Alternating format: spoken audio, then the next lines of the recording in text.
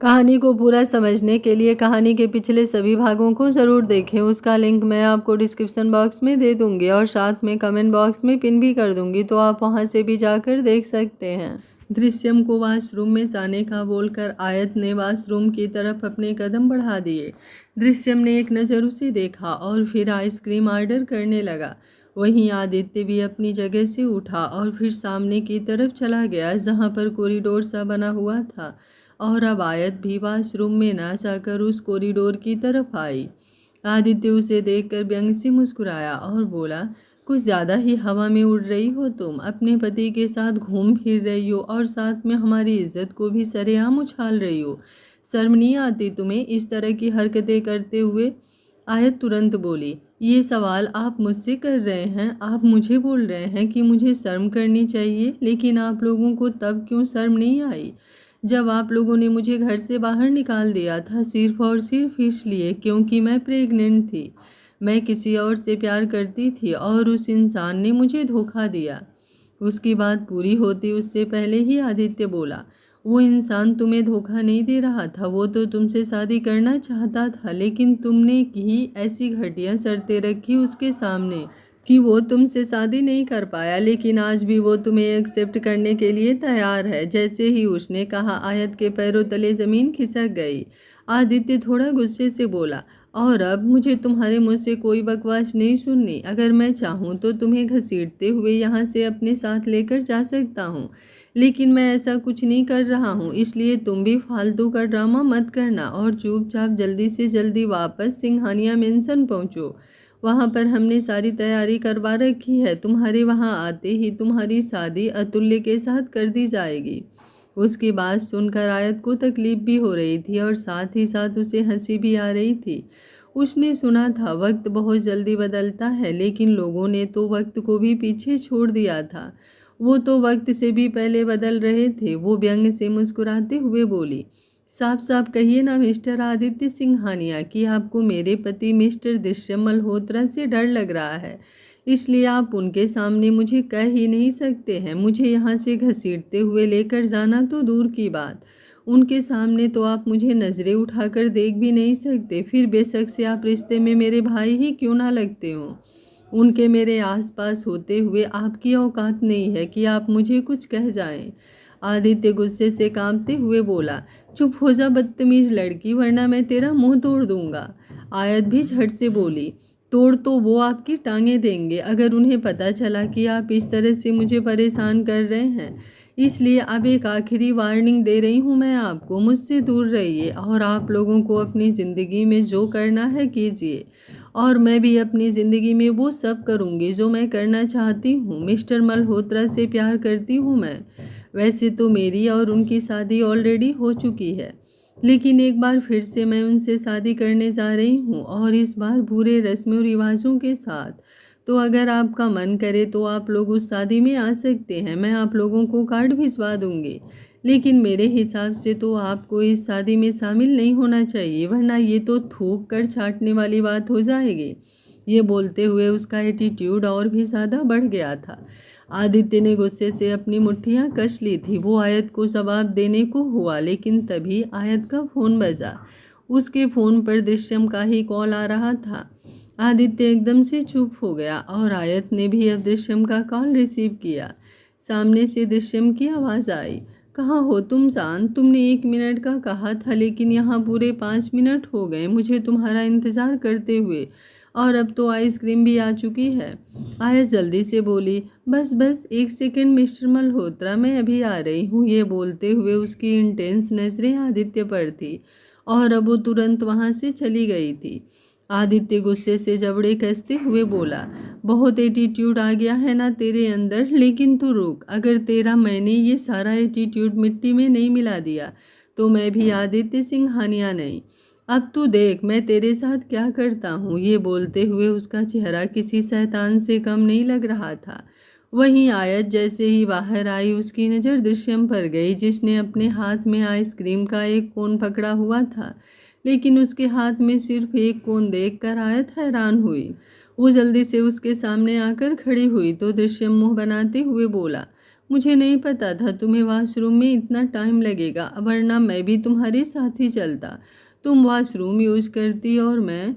उसकी बात पूरी होती उससे पहले ही आयत बोली, कम से कम वॉशरूम को तो छोड़ दीजिए मिस्टर मल्होत्रा, वहाँ पर रोमांस करने का कौन सोचता है। दृश्यम चौंकते हुए बोला, लेकिन मैं तो रोमांस की बात ही नहीं कर रहा हूँ मिसेज मल्होत्रा, मैं तो ये कह रहा हूँ कि तुम भी वॉशरूम यूज कर लेती और मैं भी जेंट्स वॉशरूम ही यूज कर लेता, क्योंकि जाना तो मुझे भी था, लेकिन तुम पता नहीं क्या क्या सोचने लगी हो, आजकल दिमाग बहुत चल रहा है तुम्हारा। उसकी बात पर आयत अब और भी ज़्यादा बुरी तरह से झेप गई थी। उसने तुरंत रेशम के हाथों से आइसक्रीम का कोन लिया और बोली, आपकी बातों के चक्कर में मेरी आइसक्रीम पिघल जाएगी। जाइए, जाकर आप अपनी आइसक्रीम लीजिए और बाहर आ जाइए। मुझे ये आइसक्रीम गाड़ी में ही बैठकर खानी है। ये बोलकर वो तुरंत बाहर की तरफ निकल गई थी। दृश्यम मुस्कुराते हुए बोला, अच्छा बच्चों, मुझसे चालाकी, तुम्हें आइसक्रीम खानी अब मैं सिखाता हूँ। ये बोलकर वो तुरंत उसके पीछे पीछे बाहर निकल गया था और आदित्य जो कुछ ही कदमों की दूरी पर खड़ा उन दोनों की तरफ देख रहा था, उसका चेहरा गुस्से से और भी ज़्यादा लाल होने लगा था।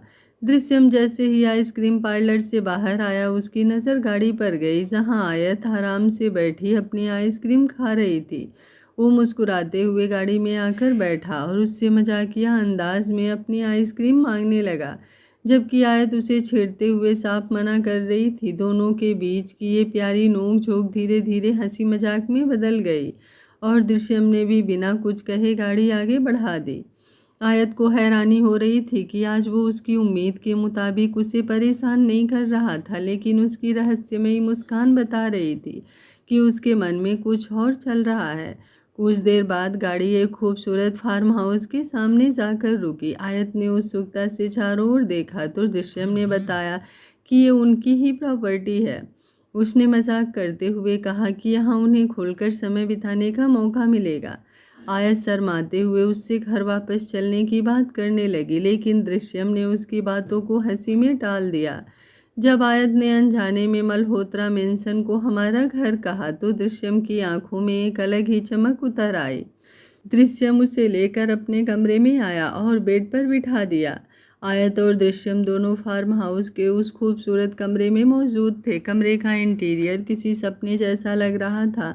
रेड और वाइट थीम, दीवारों पर लगी रोमांटिक पेंटिंग्स, बड़े बड़े झूमर और खिड़कियों से आती हल्की रोशनी पूरे माहौल को बेहद खूबसूरत बना रही थी। आयत चारों तरफ देखते हुए हैरान थी। तभी उसने दृश्यम की तरफ देखा और बोली, आप मुझे सीधे कमरे में क्यों लेकर आ गए? मैंने तो अभी डिनर भी नहीं किया है। पहले ये बताइए कि यहाँ कोई सर्वेंट है या फिर मुझे खुद ही डिनर बनाना पड़ेगा।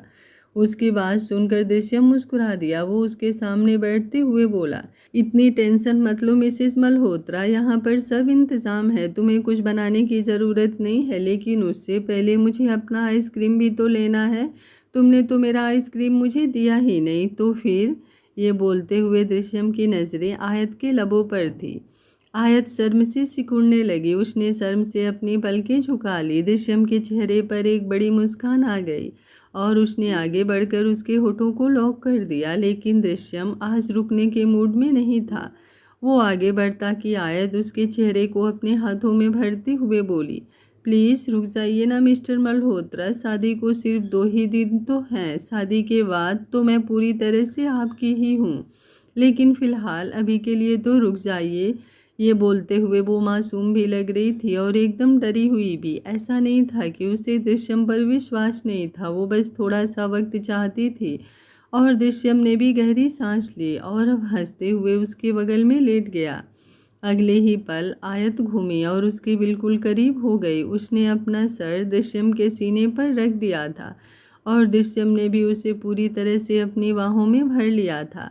आयत ने उसके सीने पर अपना हाथ थोड़ा कसते हुए कहा, कोई बात नहीं है मिस्टर मल्होत्रा, सिर्फ 2 दिन की ही तो बात है। उसकी बात सुनते हुए दृश्यम उसके चेहरे की तरफ देख रहा था और अगले ही पल वो बेहद प्यार से बोला, आई लव यू। आयत के होठों पर मुस्कुराहट तैरने लगी। वो भी थोड़ा शर्माते हुए बोली, I love you too mister Malhotra. और उसके मुंह से आई लव यू टू सुनते ही दृश्यम ने उसे शिद्दत से चूमना शुरू कर दिया। आयत ने भी अपना हाथ उसकी गर्दन पर रखा हुआ था और वो भी उसका पूरा साथ दे रही थी। थोड़ी देर बाद जब दृश्यम ने उसे छोड़ा और फिर उसकी तरफ देखते हुए बोला, भूख लगी है ना तुम्हें? आयत ने अपना चेहरा हाँ में हिलाया। दृश्यम मुस्कुराया और बोला, बाहर सर्वेंट खाना प्रिपेयर कर रही है और आई थिंक अब तक तो हो भी गया होगा, तो चलें डिनर करने। आयत ने मुस्कुराते हुए हाँ कहा और फिर दोनों अपनी जगह से उठे। आयत वाशरूम गई और फिर कुछ देर बाद दोनों बाहर की तरफ आ गए, जहां सच में सर्वेंट ने डिनर डाइनिंग टेबल पर लगाना शुरू कर दिया था और एक सर्वेंट उन्हें बुलाने के लिए रूम की तरफ जाने ही वाली थी। कुछ ही देर में उन दोनों ने डिनर कर लिया था और वो दोनों एक बार फिर से रूम में आ गए थे।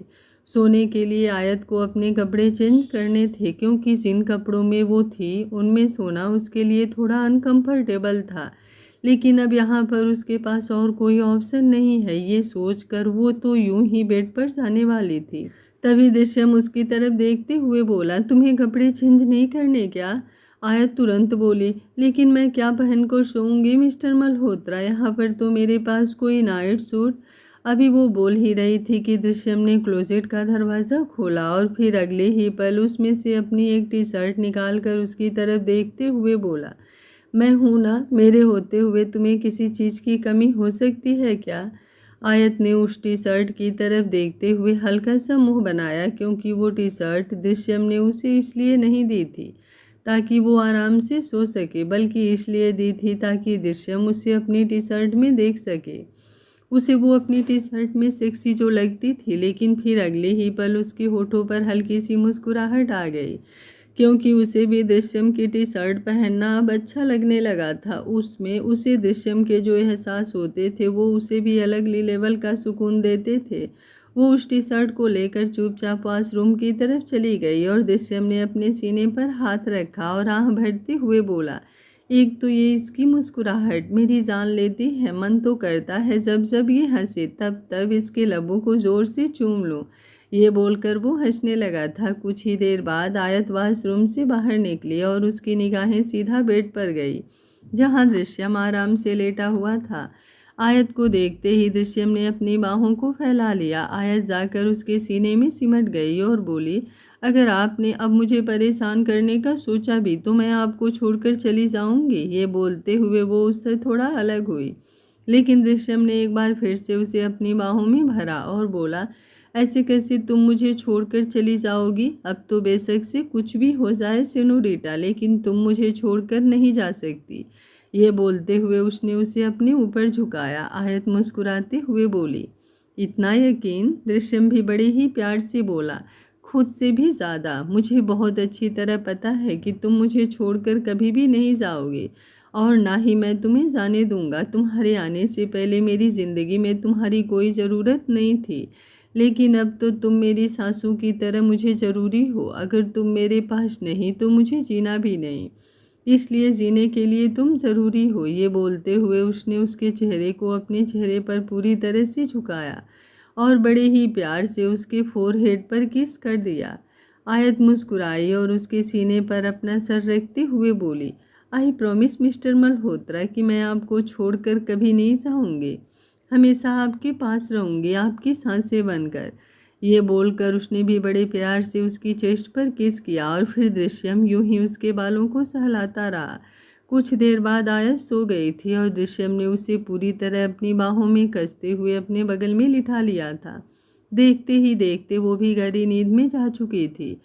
सुबह का वक्त आयत और दृश्यम दोनों की आंखें खुली हुई थी और फिर दृश्यम ने बड़े ही प्यार से उसके माथे पर किस करते हुए उसे गुड मॉर्निंग कहा। आयत ने भी उसके गाल पर किस करने के बाद उसे गुड मॉर्निंग विश किया और फिर दृश्यम उसकी तरफ देखते हुए बोला, तुम शावर ले लो, तब तक मैं बाहर थोड़ी देर एक्सरसाइज करूँगा, बस 2 मिनट वॉशरूम में लगेंगे मुझे, उसके बाद तुम चली जाना। ये बोलकर वो बिस्तर से उठा और फिर वॉशरूम में चला गया। आयत भी अपनी जगह से उठकर क्लोजेट की तरफ आई। कल रात तो उसने दृश्यम की शर्ट पहनी थी, लेकिन अब वो सोच रही थी कि अब क्या ही पहने। उसके कल रात वाले कपड़े तो बेकार पहले ही हो चुके थे, लेकिन जैसे ही उसने क्लोजेट खोली वो हैरान रह गई। वहाँ पर उसके लिए बहुत से कपड़े रखे हुए थे, लेकिन आयत को नहीं पता था कि वो कपड़े किसके हैं, इसलिए वो यही सोच रही थी कि वो कपड़े किसके होंगे। दृष्टि के तो हो नहीं सकते, क्योंकि दृष्टि साड़ियाँ ही पहनती थी, लेकिन उन कपड़ों में प्लाजो सूट और फ्रॉक सूट वगैरह भी थे। अभी वो क्लोजेट की तरफ देख ही रही थी कि वॉशरूम का दरवाज़ा खुला और दृश्यम बाहर निकला। दृश्यम को देखते ही आयत ने तुरंत पूछा, ये सारे कपड़े किसके हैं मिस्टर मल्होत्रा? दृश्यम हल्का सा मुस्कुराया। अगर वो चाहता तो कल ही वो आयत को पहनने के लिए प्रॉपर नाइट सूट दे सकता था, लेकिन उसे आयत को अपनी शर्ट में देखना था, इसलिए उसने उसे वो कपड़े नहीं दिए। पर उसने ऑलरेडी आयत के लिए कपड़े मंगवा कर वहाँ पर रखे थे, क्योंकि वो जानता था नील और दृष्टि के लौटने के बाद उसे बीच बीच में फार्म हाउस लेकर आने वाला था, तो उसने ऑलरेडी आयत की ज़रूरत का सारा सामान मंगवा रखा था। वो अब मुस्कुराते हुए बोला, मैं किसका हूँ? जैसे ही उसने सवाल किया आयत की आंखें बड़ी हो गई। वो जल्दी से बोली, आप मेरे हैं मिस्टर मल्होत्रा? दृश्यम भी मुस्कुराते हुए ही बोला, तो फिर बस ये कपड़े भी तुम्हारे हैं। जैसे ही उसने कहा आयत बस उसकी तरफ देखती रह गई। उसने अब अपने लिए एक प्लाजो सूट लिया और साथ में इनर वियर भी, जो वहाँ पर अलग से रखे हुए थे, और अपने कपड़ों को लेकर वो दृश्यम की तरफ आई। दृश्यम अभी भी वॉशरूम के दरवाजे के बाहर खड़ा था। आयत उसके पास आकर बोली, सवाल का जवाब देने का तरीका मुझे अच्छा लगा। ये बोलकर वो वॉशरूम की तरफ चली गई और दृश्यम अभी भी अपनी जगह पर खड़ा रहा। उसने अब हल्की सी अंगड़ाई ली और मुस्कुराने लगा। अपना टॉवल लेकर वो बाहर गार्डन एरिया में आया और कुछ देर एक्सरसाइज करने लगा। आयत शावर लेकर वॉशरूम से बाहर निकली। उसने अपने गीलों बालों को टॉवल से पोंछा और फिर बालकनी की तरफ आई। बालकनी में आते ही उसकी नज़रें दृश्यम पर थी, जो एक्सरसाइज करते वक्त हद से ज़्यादा हॉट एंड अट्रैक्टिव लग रहा था। आयत ने अब एक नज़र अपने हाथ में पकड़े हुए टॉवल की तरफ देखा और फिर वही टॉवल लेकर वो रूम से बाहर निकली और सीधा गार्डन एरिया में ही आ गई। दृश्यम इस वक्त पुशअप्स लगा रहा था और अब आयत उसके पास आकर उसकी पीठ पर बैठ गई थी। दृश्यम हैरान रह गया, लेकिन वो रुका नहीं और यूं ही पुशअप्स लगाता रहा, तो आयत हैरान रह गई।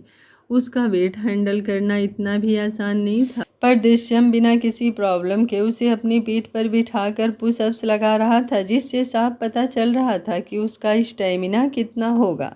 और अब दृश्यम ने अपना एक हाथ नीचे से हटा लिया। आयत की आंखें बड़ी हो गई। वो तुरंत उसकी पीठ से हटी और बोली, ये आप क्या कर रहे हैं मिस्टर मल्होत्रा? आपको चोट लग जाएगी। मेरे सामने हीरो बनने की ज़रूरत नहीं है आपको।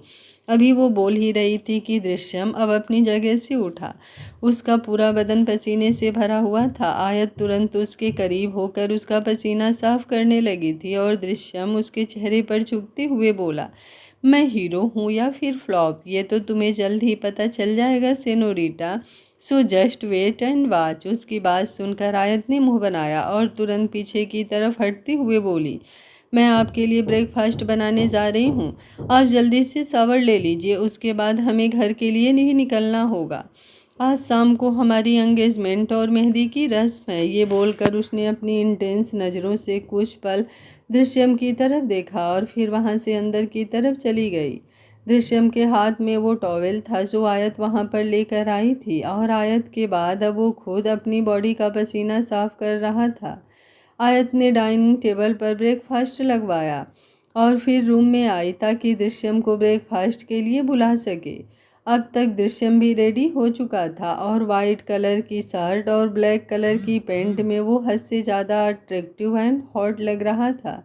उसे देखकर आयत मुस्कुराई और दृश्यम ने अपनी छोटी छोटी आंखों से उसे घूरते हुए पूछा, क्या हुआ? ऐसे मुझे देखकर मुस्कुरा क्यों रही हो? आयत उसके बिल्कुल करीब आई और फिर उसकी शर्ट के ऊपर वाले 2 बटन बंद करते हुए बोली, यही कि आप कितने हैंडसम हो। मैं तो इतनी खूबसूरत भी नहीं हूँ, फिर भी मेरी किस्मत में आप हो और अब कहीं कोई मेरी किस्मत चुरा ना ले, इसलिए आपको थोड़ा संभाल कर रखना पड़ेगा। ये बोलते हुए उसके चेहरे की अदाएं सच में बेहद खूबसूरत लग रही थी। दृश्यम ने अपने शर्ट की तरफ देखा। उसके कॉलर वाले बटन को छोड़कर बाकी सारे बटन पूरी तरह से बंद थे।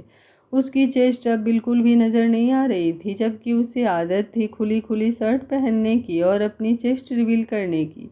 पता नहीं क्यों, लेकिन उसकी शुरू से ही आदत थी। शायद उसे ये आदत नील से मिली थी और दृष्टि भी नील की इस आदत से हमेशा परेशान रहती थी और अब आयत भी उसकी शर्ट के बटन के पीछे पड़ गई थी। वो तुरंत बोला, मुझे नहीं पता था कि मेरी बीवी मेरे लिए इतनी ज़्यादा पजेसिव है। आयत तुरंत बोली, अभी आपने अपनी बीवी की पजेसिवनेस तो देखी ही नहीं। दृश्यम हंसकर बोला, फिर तो मुझे लगता है मुझे कोई ऐसी हरकत करनी पड़ेगी जिससे तुम्हारी वो पजेसिवनेस मुझे देखने को मिले, क्योंकि इसे देखने के लिए तो मैं हद से ज़्यादा बेताब हूँ। आयत अब उसकी कॉलर ठीक करते हुए बोली, कोई बात नहीं, जब इसे दिखाने का वक्त आएगा तो अच्छे से दिखाऊंगी। अभी फ़िलहाल हम ब्रेकफास्ट के लिए चलें। हम ऑलरेडी लेट हैं मिस्टर मल्होत्रा, हमें घर चलना है। बच्चों से मिलने के लिए तड़प रही हूँ। हमारी शादी के चक्कर में मैंने उनका स्कूल से लीव ले रखा है, लेकिन अब वो दोनों कहेंगी कि उनको लीव दिलाकर मैं खुद आपके साथ पता नहीं कहाँ बिजी हूँ। अभी मुझे उन दोनों के कपड़े भी देखने हैं। वैसे भी हमारी शादी में सबसे ज़्यादा अच्छा तो उन्हें ही दिखना है, क्योंकि उनकी वजह से ही तो हम एक हो रहे हैं। ये बोलते हुए वो मुस्कुरा रही थी। दृश्यम ने उसके गाल पर अपना हाथ रखा और फिर बड़े ही प्यार से उसका माथा चूम कर बोला, तुम्हारे लिए बेशक से हमारी शादी में सबसे ज़्यादा खूबसूरत वो लगेंगी, लेकिन मेरी निगाहें तो बस तुम पर होगी। तुम्हारे आगे तो मुझे पूरी कायनात फीकी लगेगी और किसी की तो बात ही क्या करूं। आयत की मुस्कुराहट और भी ज़्यादा लंबी हो गई थी। अब वो दोनों बाहर ब्रेकफास्ट के लिए आए। उन्होंने अच्छे से ब्रेकफास्ट किया और फिर मल्होत्रा मेंशन के लिए निकल गए। दृश्यम को अपने ऑफिस में थोड़ा सा काम था, तो उसने आयत को बाहर ही ड्रॉप किया और फिर तुरंत गाड़ी से मल्होत्रा इंडस्ट्रीज़ के लिए निकल गया। आयत जैसे ही अंदर आई, उसकी नज़र सहर और आयरा पर गई, जो अपनी जगह से उठकर उसकी तरफ आने लगी थी। लेकिन अचानक ही वो दोनों मुंह बनाते हुए वापस अपनी जगह पर बैठ गईं। उन दोनों को यूं देखकर आयत समझ गई थी कि वो दोनों उससे नाराज़ हैं और अब उनकी नाराज़गी दूर करने के लिए उसे कुछ तो करना ही पड़ेगा। दृष्टि भी वहीं हाल में बैठी थी। आयत को देखकर वो मुस्कुराई और बोली, मैं बस तुम्हारा ही इंतज़ार कर रही थी, पर दृश्यम कहाँ है? वो तुम्हारे साथ नहीं आया? आयत आगे बढ़ते हुए बोली, उन्हें ऑफिस में ज़रा सा काम था, तो वो थोड़ी देर में आएंगे। मॉम, आप ये बताइए कि सारी प्रिपरेशन कैसे चल रही है? दृष्टि हंसकर बोली, तुम्हारे सामने ही है। अभी अभी डिज़ाइनर आई थी और तुम्हारी ड्रेसेस देखकर गई है। तुम एक बार उन्हें पहनकर देख लो। अगर कुछ चेंज करना होगा तो अभी हो जाएगा, वरना शाम के टाइम दिक्कत हो जाएगी। आयत ने एक नज़र आयरा और शहर की तरफ देखा। ड्रेसेज की बात सुनकर उन दोनों ने एक बार फिर से मुंह बना लिया था। उन दोनों को भी आयत के साथ थोड़ा टाइम स्पेंड करना था, लेकिन आयत तो अपने ही चीज़ों में बिजी थी, इसलिए उन दोनों को बुरा लग रहा था। पर अब आयत किचन की तरफ बढ़ते हुए बोली, सॉरी माँ, लेकिन अभी तो मैं उन सभी ड्रेस को पहनकर नहीं देख पाऊंगी, क्योंकि अभी तो मुझे मेरी प्रिंसेस और अपनी एंजल के लिए चॉकलेट और स्ट्रॉबेरी पैनकेक बनाने हैं। जब मैं इन सब चीज़ों से फ्री हो जाऊंगी तब मैं उन ड्रेस को पहनकर ज़रूर देखूंगी। उसके मुंह से चॉकलेट और स्ट्रॉबेरी पैनकेक का सुनकर ही आयरा और सहर दोनों के मुंह में पानी आने लगा था। आयत की निगाहें उन पर ही थी और दृष्टि भी उसकी बात सुनकर हंसने लगी थी। वो जल्दी से बोली, ठीक है, जैसा तुम्हें ठीक लगे। आयत मुस्कुराते हुए किचन में चली गई और आयरा और सहर दोनों ने अपनी जीभ लपलपाते हुए अपने होठों पर गोल गोल घुमाई। अब उन्हें बस पैनकेक का इंतज़ार था। लगभग से 15-20 मिनट में ही आयत पैनकेक से भरी हुई प्लेट लेकर डाइनिंग टेबल पर आई और फिर उन दोनों की तरफ देखते हुए बोली, अभी भी तुम दोनों मुझसे नाराज़ हो क्या? अगर ऐसा है तो बता दो, मैं ये पैनकेक अकेले ही खा जाऊंगी। उसकी बात सुनकर आयरा और सहर दोनों भागते हुए उसके पास आई और उससे पूरी तरह लिपट गई।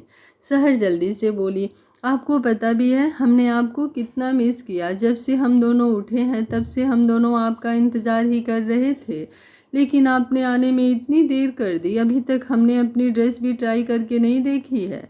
डैड ने मेरे और आयरा दोनों के लिए प्रिंसेस फ्रॉक ऑर्डर किए हैं और वो बहुत ज़्यादा खूबसूरत है, पर अभी तक हमने उन्हें पहनकर नहीं देखा। पहले हम ये पैनकेक खाएंगे और उसके बाद उसे ट्राई करके देखेंगे। आयरा भी एक्साइटेड होते हुए बोली, और हम दोनों की सैंडल भी बहुत ज़्यादा प्रिटी है, बड़ी बड़ी हिल्स वाली। उनकी बात सुनकर आयत हंस रही थी, तभी अचानक से उसका फ़ोन बजा। फ़ोन पर किसी अननोन नंबर से कॉल आ रहा था। उसने अपना फ़ोन लिया और फिर बच्चों की तरह पैनकेक का इशारा कर वहाँ से थोड़ा साइड हट गई। उसने कॉल रिसीव किया और बोली, हेलो। सामने से आदित्य की सख्त आवाज़ आई, तुम्हारी हिम्मत भी कैसे हुई मुझे ब्लॉक करने की? खुद को समझती क्यों हो तुम कि मुझे ब्लॉक करके बैठ जाओगी तो कुछ नहीं होगा? होगा आयत, बहुत बड़ा धमाका होगा। इसलिए तुम्हें समझा रहा हूँ कि चुपचाप मेरी बात मान लो, वरना जो होगा उसे संभाल नहीं पाओगी तुम। आदित्य की आवाज़ सुनते ही आयत के चेहरे पर परेशानी झलकने लगी थी। इसलिए नहीं क्योंकि वो आदित्य से डरती थी, बल्कि इसलिए क्योंकि इस वक्त घर में खुशियों का माहौल था और वो नहीं चाहती थी कि उन लोगों की मनहूसियत उसकी खुशियों पर जरा सी भी आए। वो तुरंत बोली, एक नंबर से ब्लॉक करने के बाद भी आपको समझ में नहीं आया कि मुझे आपसे कोई बात नहीं करनी है और ना ही मुझे आपकी इन खोखली धमकियों से फ़र्क पड़ता है। मैंने आपको पहले भी कह दिया है कि आपको जो करना है आप बेशक से करके देख लीजिए, लेकिन मैं उस घर में वापस नहीं आऊँगी और ना ही मैं अतुल्य से शादी करूँगी। कल मेरी मिस्टर मल्होत्रा से शादी है। वैसे आप लोगों को इनविटेशन कार्ड नहीं गया है, लेकिन फिर भी अगर आपका इस शादी का देखने का मन है तो आप आ सकते हैं। मैं गार्ड से कहकर आपको अंदर एंट्री दिलवा दूंगी और अब मुझे दोबारा कॉल मत कीजिएगा। ये बोलकर उसने कॉल डिस्कनेक्ट कर दिया और वो वाला नंबर भी ब्लॉक लिस्ट में डाल दिया। आदित्य ने तुरंत उसे दोबारा कॉल लगाया और जब उसने सामने से अपना नंबर ब्लॉक लिस्ट में देखा तो उसका चेहरा गुस्से से लाल होने लगा था। अब आदित्य दांत पीसते हुए बोला, मैंने तो तुम्हें अपनी तरफ से समझाने की बहुत कोशिश की, लेकिन मेरी बातें तुम्हें खोखली धमकियां लगती है ना? तो ठीक है, अब मैं तुम्हें बताता हूँ कि आदित्य सिंघानिया क्या कर सकता है। ये बोलकर अब उसने तुरंत अतुल्य को कॉल किया। सामने से जैसे ही अतुल्य ने कॉल रिसीव किया, आदित्य जल्दी से बोला, मैं तुमसे मिलना चाहता हूँ। अतुल्य ने उसे सामने से अपने ऑफिस में बुलाया और फिर अगले ही पल आदित्य गाड़ी में बैठकर उससे मिलने के लिए निकल चुका था।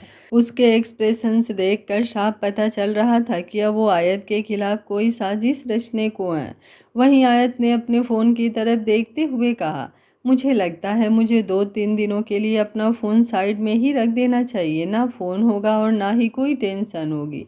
ये बोलकर वो अपना फ़ोन स्विच ऑफ करने लगी, लेकिन अगर गलती से भी दृश्यम को इन सब चीज़ों की भनक हो गई और अब वो उसे फ़ोन करेगा और उसका नंबर सामने से स्विच ऑफ आएगा तो पक्का उसे शक हो जाएगा। ये सोचकर उसने अपना फ़ोन स्विच ऑफ भी नहीं किया।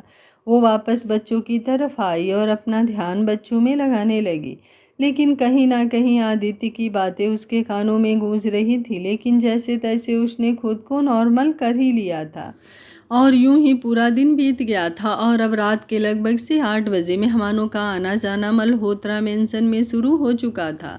आयत इस वक्त आईने के सामने खड़ी थी और उसने रॉयल ब्लू कलर का लहंगा पहना हुआ था जो बहुत ज़्यादा खूबसूरत था। साथ में डीप ब्लाउज और नेट के शोल्डर के साथ खुले बाल बहुत खूबसूरत लग रहे थे। खुद को आईने में देखते हुए वो मुस्कुरा रही थी, लेकिन उसकी आंखें खुद को देखकर अब बोर हो चुकी थी। उन्हें तो अब दृश्यम को देखने की तलब लग रही थी। दृश्यम फिलहाल वहां पर नहीं था। आयत बच्चों के रूम में रेडी हो रही थी और दृश्यम अपने रूम में था। उसी ने आयत को कहा था कि वो अलग रूम में रेडी होगी और दृश्यम अलग रूम में, ताकि जब वो दोनों एक दूसरे को देखें तो पूरी तरह से सरप्राइज हो जाएं। और पहली बार एक दूसरे को देखने का मज़ा ही कुछ अलग होता है, तो उस मज़े को एंजॉय कर सके। अभी वो फिलहाल आईने के सामने खड़ी हुई थी कि अचानक से एक फ़ोन आगे की तरफ आया और दूसरे ही पल पिक्चर क्लिक होने की आवाज़ आई। आयत ने चौंकते हुए अपने साथ खड़े दृश्यम की तरफ देखा जो उसके बिल्कुल करीब था। उसी ने उन दोनों की पिक्चर क्लिक की थी और मिरर में एक दूसरे को देखते हुए वो जो पिक्चर दृश्यम के फ़ोन में क्लिक हुई थी वो सच में बहुत खूबसूरत थी। आयत अब और भी ज़्यादा प्यार भरी नज़रों से दृश्यम को देख रही थी और दृश्यम भी मुस्कुराते हुए बोला, अब मुझे समझ में नहीं आ रहा कि मैं बाहर जाऊं या नहीं। आयत ने चौंकते हुए पूछा, क्यों, क्या हुआ? सब ठीक तो है ना मिस्टर मल्होत्रा? ये बोलते हुए वो डर गई थी कि कहीं आदित्य ने कोई प्रॉब्लम सच में क्रिएट तो नहीं कर दी। लेकिन तभी दृश्यम ने अपने सीने पर अपना हाथ रखा और बोला, तुम्हें इस लुक में देखकर मेरा बुरा हाल हो रहा है। अब मैं अपने दिल को संभालूं तो संभालूं कैसे, जो सीने से बाहर निकलने को आ रहा है। अब तुम ही बताओ कि मैं बाहर कैसे जाऊं। ये बोलते हुए वो उसके और भी ज़्यादा करीब हो गया था। आयत के गालों पर उसकी लटें झूल रही थी और अब दृश्यम उसके बालों को कान के पीछे करते हुए बोला, मुझे नहीं पता था कि इस ब्लू गाउन में तुम इतनी ज़्यादा खूबसूरत लगोगी। मन तो कर रहा है कि तुम्हें लेकर बाहर ना आऊं, कहीं तुम्हें किसी की नज़र ना लग जाए। बस यहीं तुम्हें अपने पास रखूं और तुम्हें बहुत सारा प्यार करूं। आयत हंसते हुए बोली, रहने दीजिए मिस्टर मल्होत्रा, आपकी इन शरारतों को मैं बहुत अच्छी तरह से जानती हूँ। आपका मन क्यों ही करेगा बाहर जाने का, क्योंकि आपको तो मुझे परेशान करना है और मुझे परेशान करने के लिए आपको यहाँ पर रहना ही पड़ेगा। लेकिन आज हमारी एंगेजमेंट है और एंगेजमेंट के बाद मेरे हाथों पर आपके नाम की खूबसूरत सी मेहंदी लगने वाली है, तो हमें बाहर तो जाना ही होगा। दृश्यम ने एक गहरी सांस ली और बोला, उफ, तुम्हारे हाथों पर मेरे नाम की मेहंदी। पर अगर मैं कहूँ कि मैं तुम्हें उससे पहले एक खूबसूरत सा तोहफा देना चाहता हूँ तो? आयत ने अब और भी ज़्यादा हैरानी से उसकी तरफ देखा। दृश्यम ने ब्लू कलर का कुर्ता पहना हुआ था जिस पर सीक्वेंस और थ्रेड वर्क का काम था। उसमें वो हद से ज़्यादा दिलकश लग रहा था। लेकिन अब उसने अपने कुर्ते के बटन खोलने शुरू किए। उसे अपना कुर्ता उतारते हुए देखकर आयत जल्दी से बोली, क्या कर रहे हैं आप मिस्टर मल्होत्रा? मैंने कहा ना, हम यहाँ पर नहीं रुक सकते, हमें बाहर जाना है। ये बोलते हुए उसने उसके हाथ पर अपना हाथ रख दिया था ताकि वो अपने कुर्ते के सारे बटन ना खोल दे। लेकिन दृश्यम ने उसका हाथ अपने हाथ पर से हटाया और बोला, डोंट वरी मिसेस मल्होत्रा, आज आपकी मेहंदी की रस्म और हमारी एंगेजमेंट होकर रहेगी। ये कुर्ता तो बस मैं आपको वो खूबसूरत सा सरप्राइज देने के लिए खोल रहा हूँ। आयत उसकी बात पर अब और भी ज़्यादा हैरान हुई और अब दृश्यम ने अपने कुर्ते को हल्का सा नीचे की तरफ किया। उसने पूरी तरह उस कुर्ते को अपने बदन पर से उतारा नहीं था और आयत अब उसकी चेस्ट को साफ देख सकती थी। अगले ही पल उसकी आंखों में नमी तैर गई थी। दृश्यम के सीने पर बड़ी ही खूबसूरती से आयत का नाम लिखा हुआ था। आज ही दृश्यम ने आयत के नाम का टैटू अपनी चेस्ट पर बनवाया था। वो टैटू देखते हुए आयत की आंखों में न सिर्फ नमी आई थी बल्कि उसके हाथ पैर शिविर करने लगे थे। वो हमेशा इस तरह के प्यार के लिए तड़पती थी, लेकिन अतुल्य ने तो बस उसके प्यार का मजाक बनाया था। उसने अपना चेहरा दूसरी तरफ घुमा लिया। वो दृश्यम की तरफ अब देख भी नहीं पा रही थी। दृश्यम ने उसके गाल पर अपना हाथ रखा और बोला, क्या हुआ, तुम्हें ये तोहफा पसंद नहीं आया क्या? आयत ने तुरंत उसकी तरफ देखा। अब उसकी आंखों से आंसू बाहर आ गए थे। उसका नाक भी एकदम लाल हो गया था। दृश्यम झट से बोला, अगर मुझे पहले पता होता कि ये तोहफा तुम्हें रुलाएगा तो मैं तुम्हें ये तोहफा दिखाता ही नहीं, बस इसे हमेशा अपने सीने में रखता। अभी वो बोल ही रहा था कि आयत रोते हुए ही बोली, ये बहुत खूबसूरत है मिस्टर मल्होत्रा। ये बोलते हुए वो उसके बिल्कुल करीब हो गई। उसने अपनी उंगलियों से उसके चेस्ट को छुआ तो दृश्यम ने हल्की सी सिसकी भरी। आयत जल्दी से बोली, बहुत ज़्यादा दर्द हो रहा है क्या? दृश्यम मुस्कुराया और बोला, नहीं, इतना भी नहीं, लेकिन अगर तुम इसे थोड़ा सा प्यार कर दो तो जो दर्द हो रहा है वो भी चला जाएगा। आयत अब उसे तिरछी निगाहों से देख रही थी। दृश्यम की शरारतें वो बहुत अच्छी तरह से समझती थी, लेकिन आज तो वो भी खुद को रोक नहीं सकती थी। वो दृश्यम की चेस्ट पर झुकी और बड़ी ही प्यार से उसने उस जगह को चूम लिया था। दृश्यम ने उसके गाल पर अपना हाथ रखा और बोला, मैंने आज तक कभी सोचा भी नहीं था कि मैं ऐसा कुछ करवाऊंगा, लेकिन अब तो मन करता है कि अपने पूरे बदन पर तुम्हारा नाम लिखवा लूं, जो कहे कि दृश्यम मल्होत्रा पर सिर्फ तुम्हारा हक है और तुम पर सिर्फ मेरा। आयत अपनी आंखों में आंसू लिए उसकी तरफ देख रही थी और अब वो उसके सीने से लगते हुए बोली, I love you mister Malhotra. Drishyam झट से बोला, अब इतना भी करीब मत आओ, कहीं ऐसा ना हो कि सच में मेरी नीयत खराब हो जाए और मैं तुम्हें बाहर लेकर ही ना जाऊं। अब तक तो मैंने जैसे तैसे खुद पर कंट्रोल कर रखा है कि शादी के बाद ही मैं तुम्हारे करीब आऊँगा, लेकिन अगर मेरा कंट्रोल टूट गया तो शादी बाद में होगी, सुहाग रात पहले हो जाएगी। उसकी बात सुनकर आयत कुछ बोल ही नहीं पा रही थी। वो बहुत अच्छी तरह से जानती थी दृश्यम बस उसे इमोशनल होने से रोक रहा है। वो उससे अलग हुई और मुस्कुराते हुए बोली, आप सच में बहुत अच्छे हैं मिस्टर मल्होत्रा, मैं बहुत खुदकिस्मत हूँ जो आप मुझे मिले। उसकी बात सुनते हुए दृश्यम मुस्कुराया और उसने बड़े ही प्यार से आयत के फोरहेड पर किस कर लिया। अब वो आयत को लेकर बाहर आया। बाहर आते ही मीडिया वालों ने अपने कैमरे उनकी तरफ घुमा दिए थे। वो लोग उनकी पिक्चर्स और वीडियो वगैरह ले रहे थे। आयत का हाथ दृश्यम के हाथ में था और अब वो उसे लेकर स्टेज पर आया। स्टेज पर आकर उसने माइक अपने हाथ में लिया और फिर सबकी तरफ देखते हुए बोला, आई होप आप लोग ये पार्टी अच्छे से एंजॉय कर रहे होंगे। आपके पास शादी के इनविटेशन कार्ड पहुँचे हैं तो मतलब साफ है कि आप लोग जानते हैं आज मेरी और मेरी होने वाली वाइफ की एंगेजमेंट है। So I would like to introduce you all to the woman who is about to become my wife, my life and my would-be wife, आयत सिंघानिया। उसके मुंह से आयत सिंघानिया सुनकर आयत की आंखें बड़ी हो गई थी। वो नहीं चाहती थी कि कोई उसे इस नाम से बुलाए, लेकिन दृश्यम जानता था कि आयत उसके साथ सबके सामने आएगी तो सारी मीडिया ये इन्फॉर्मेशन निकलवाने में जुट जाएगी कि आखिर आयत है कौन। इसलिए उसने लोगों के सवालों का जवाब पहले ही दे दिया था। वहीं आयत सिंघानिया सुनकर पार्टी में मौजूद एक दो लोगों के दिमाग के घोड़े चलने लगे थे। ये नाम उन्हें सुना सुना लग रहा था और अब आयत के चेहरे की तरफ देखते हुए वो उसे पहचान भी गए थे, लेकिन किसी की भी दृश्यम के सामने कुछ कहने की हिम्मत नहीं हो रही थी, बेशक से आपस में कोई जितना मर्जी फुसफुसाए। दृश्यम ने आयत को अपने और भी ज़्यादा करीब कर लिया था और सब लोग उन्हें देखकर तालियां बजा रहे थे। दो लड़कियां भी स्टेज पर उन दोनों के लिए रिंग लेकर आईं तो दृश्यम ने आयत की रिंग फिंगर में रिंग पहनाई और आयत ने दृश्यम को रिंग पहना दी थी। उनके एक दूसरे को रिंग पहनाते ही उन पर फूलों की बारिश होने लगी थी। आयत की आंखों में एक बार फिर से आंसू छलक उठे थे और सामने ही खड़ी आयरा और सहर जो अपनी अपनी आइसक्रीम एंजॉय कर रही थी, दोनों आइसक्रीम खाते हुए ही अपनी कमर मटकाने लगी थी। प्रिंसेस फ्रॉक में वो दोनों बहुत खूबसूरत लग रही थी। नील और दृष्टि भी आयत और दृश्यम को देखकर मुस्कुरा रहे थे। कुछ देर बाद आयत सोफे पर बैठी थी और उसके दोनों हाथों पर मेहंदी लग रही थी। मेहंदी तो उसके हाथों पर खूबसूरत लग ही रही थी, लेकिन उसे इंतज़ार था कि कब उसके हाथ पर दृश्यम का नाम लिखा जाए। और अब फाइनली मेहंदी वाले ने उसके हाथ पर दृश्यम का नाम लिखना शुरू किया।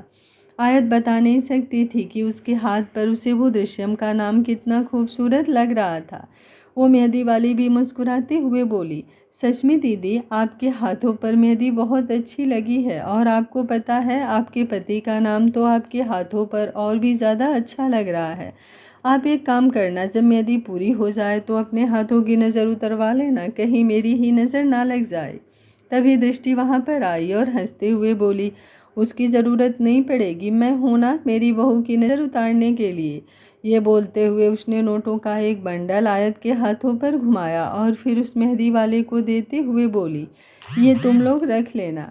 वो मेहंदी वाली मुस्कुराई और बोली, शुक्रिया आंटी। दृष्टि ने अब अपनी आंख से काजल का टीका लिया और आयत के कान के पीछे लगाते हुए बोली, सच में आज तो तुम बहुत ही ज़्यादा खूबसूरत लग रही हो।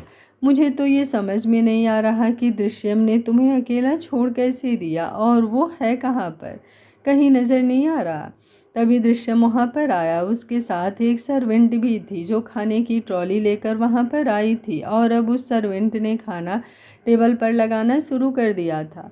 दृश्यम आयत के करीब बैठते हुए बोला, मैं अपनी बीबी के लिए खाना अरेंज करवा रहा था मॉम। अब मेरी बीबी के हाथों में तो मेहंदी लगी है, उसके खाने पीने का ख्याल तो मुझे ही रखना होगा ना।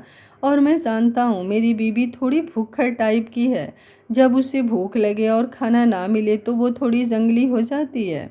उसकी बात सुनते हुए आयत उसे घूर कर देखने लगी थी। पहले वो मुस्कुरा रही थी, ये सोच कर कि दृश्यम उसका कितना ख्याल रखता है। उसे सच में भूख लग रही थी और दृश्यम खाना भी ले आया था, पर अब वो उसे घूर घूर कर देख रही थी और दृश्यम और दृष्टि दोनों हंस रहे थे। दृष्टि मुस्कुराते हुए बोली, अब तुम दोनों आपस में बेशक से लड़ाई करो या फिर एक दूसरे को खाना खिलाओ, मैं तो चली यहाँ से। और डोंट वरी, आयरा और सहर को खाना खिला दिया है मैंने और कुछ ही देर में उन दोनों को सुला भी दूंगी। तुम दोनों एंजॉय करो। ये बोलते हुए वो अपनी शरारती नज़रों से आयत को देख रही थी तो आयत अब शर्माने लगी थी। उसने तुरंत अपना चेहरा झुका लिया था। दृष्टि के जाने के बाद उसने वापस दृश्यम की तरफ देखा और बोली, आप बहुत बुरे हैं मिस्टर मल्होत्रा। जैसे ही उसने कहा मेहंदी वाली जल्दी से बोली, अरे क्या बात कर रही हो दीदी, आप अपने पति को बुरा क्यों कह रही हो? वो तो इतने अच्छे हैं कि आपके हाथों में मेहंदी लगी है, इसलिए वो स्पेशली आपके लिए खाना लेकर आए। वरना आज के ज़माने में कौन सा पति ऐसा करता है। आप तो बहुत खुद किस्मत वाली हो जो आपको इतना प्यार करने वाला पति मिला। ये बोलते हुए वो दृश्यम को देख रही थी।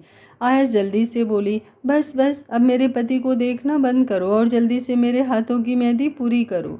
वो मेहंदी वाली उसकी बात पर हंसने लगी थी और दृश्यम भी मुस्कुराते हुए बोला, बीबी हो तो ऐसी जो किसी को अपने पति को देखने तक ना दे। आयत भी थोड़ा इंटेंस आवाज़ में बोली, अगर मेरी जगह आप होते तो अब तक तो आप मुझे अपनी गोद में उठाकर यहाँ से ले जा चुके होते मिस्टर मल्होत्रा, क्योंकि मैं तो फिर भी थोड़ा बहुत बर्दाश्त कर लेती हूँ। आप तो बहुत पजेसिव हो। दृश्यम ने खाने का निवाला बनाया और उसके होठों की तरफ बढ़ाते हुए बोला, बहुत ज़्यादा पजेसिव। कोई मेरे बीबी को देखे उसे परेशान करे, ये मैं कैसे ही बर्दाश्त कर सकता हूँ। जान ना ले लूँगा मैं उस साले की। ये बात बोलते हुए उसकी नज़रें आयत पर थी। आयत उसकी बात पर उसकी तरफ देखती रह गई और अब उसे आदित्य का ख्याल आने लगा। तो क्या दृश्यम को पता चल गया है? सोचकर ही उसके पैरों तले ज़मीन खिसक गई थी। आज का पार्ट आप लोगों को कैसा लगा कमेंट बॉक्स में अपनी राय ज़रूर दीजिएगा। कहानी और भी ज़्यादा आगे पार्ट में इंटरेस्टिंग होने वाली है, तो देखना बिल्कुल मत भूलिएगा। अगर आप लोगों को कहानी अच्छी लगती है तो वीडियो को एक लाइक कीजिए, कमेंट बॉक्स में अपनी राय दीजिए और साथ में अगर आपके सामने हाइप का आइकॉन आता है तो उसे भी प्रेस कर दीजिए। Thank you for watching. मिलते हैं कहानी के अगले भाग में, तब तक स्वस्थ रहिए, मस्त रहिए, अपना ख्याल रखते रहिए।